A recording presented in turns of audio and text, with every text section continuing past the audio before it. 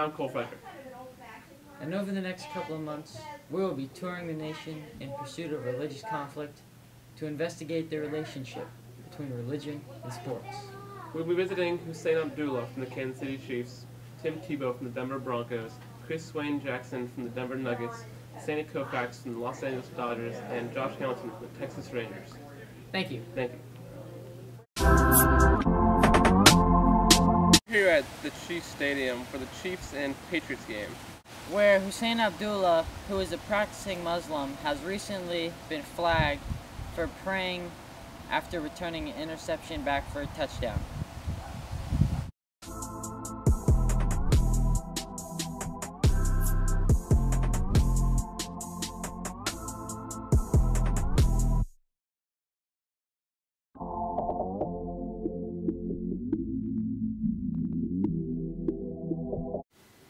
I'm here with Hussein Abdullah after the game.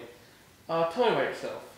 Well, I'm a practicing Muslim. Mm-hmm. I took a year off of football last year, and I went to Mecca for a year to, learn Muslim, and I was doing a lot of fasting and Ramadan, and I went with one of my brothers. Mm-hmm. I have 12 siblings, and he was also in the NFL. His name is Cosmo, and we learned how to be a Muslim and what religion is, how it's so important, and I just thought that year was important, and I had to take some time off of football for that.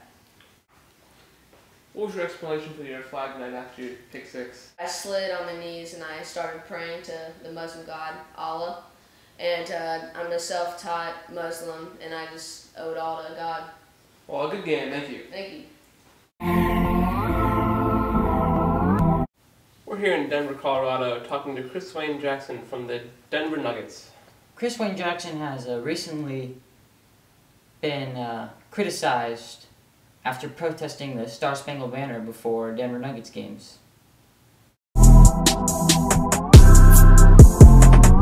Well, I'm here talking to Chris Swain Jackson of the Denver Nuggets. So, Chris, why don't you tell us a little bit about yourself to get us started? Well, first of all, my name's not Chris. My name is Mohammad Abdul Rauf. I apologize. Yes, and I recently converted to Islam. Well, Chris, what do you have to say about, over the past few weeks, protesting the playing of the Star Spangled Banner before NBA games? Yeah, I've gotten some criticism for not standing up for the Star Spangled Banner, and some people are getting mad at me, but I don't believe in it. That's not my faith, and I have the right to not stand up. All right. Thank you for sharing your thoughts. And we're still here in Denver at the Jets-Broncos game to see Tim Tebow. Yeah, Tim Tebow, he has recently just led a game-winning drive against the Jets, and on his final touchdown, he went into a very intensive prayer that lasted several minutes long. And I'll show you the film now. Down and more. He might score. Touchdown.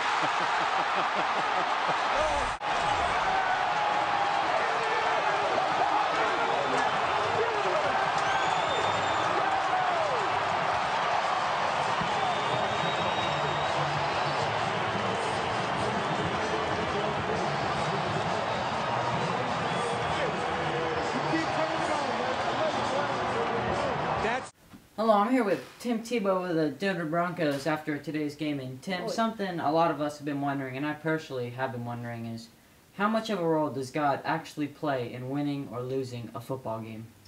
Well, I think for me, when I'm praying before a game and during a game, and when I get on a knee and what's becoming, Tebowing nowadays, it's me asking the Lord for strength. And whether I win, whether I lose, whether I'm the hero or the GOAT, I'm still going to be the same person and going to treat others the way they want to be treated.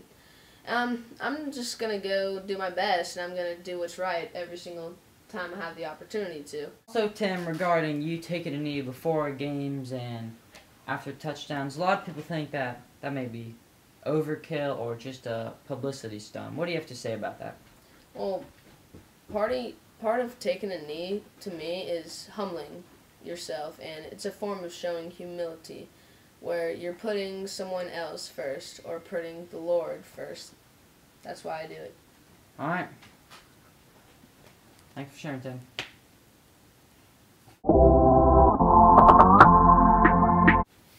Well, hello there. We're in Los Angeles in 1965. The Dodgers just previously beat the Minnesota Twins in the World Series.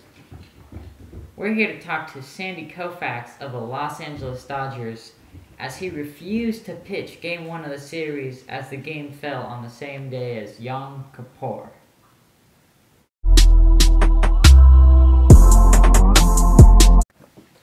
Well, I'm here with Sandy Koufax of the LA Dodgers. Now, how do you feel about missing one of the biggest games of your life for your religion? Well, I am a baseball player, and I love the game, but my faith and my beliefs are the priority in my life, and I won't let anything get in the way of that. And for the Jewish community, I hope to be more than just a plaque or a trophy, but a role model, and I wish to respect the Jewish faith. Do you think it was selfish of yourself to miss that game for, like, your teammates and your whole organization? Well, I know my teammates might have wished for me to pitch that game, but I felt no pressure to let my teammates start instead.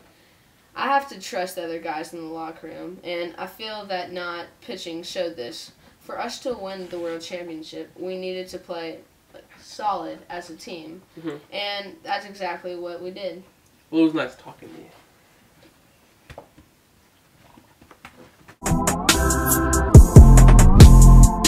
Hello, we're here in Arlington, Texas.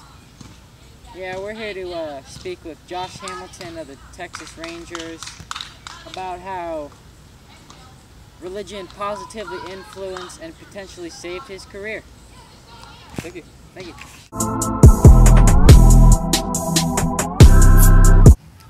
So Josh, if you wouldn't mind, just to get us started, would you care to explain your issue with drugs?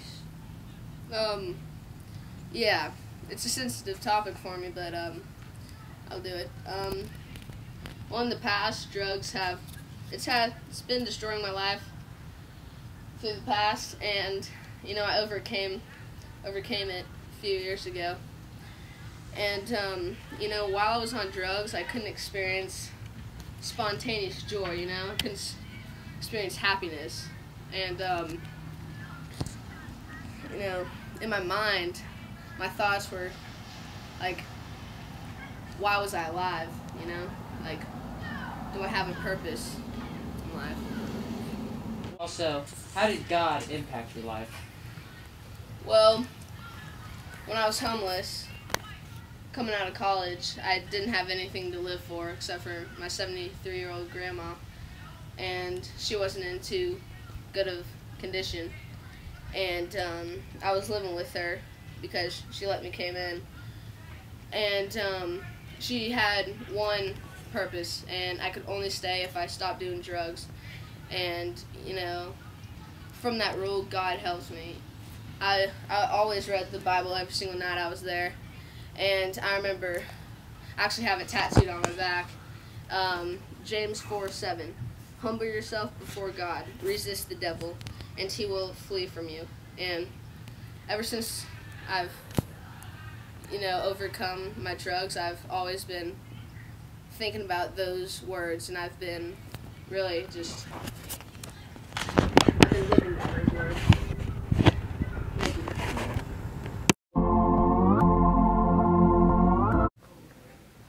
Well, Cole, over the last few months, I'd say we really learned a lot. I'd agree, Mac.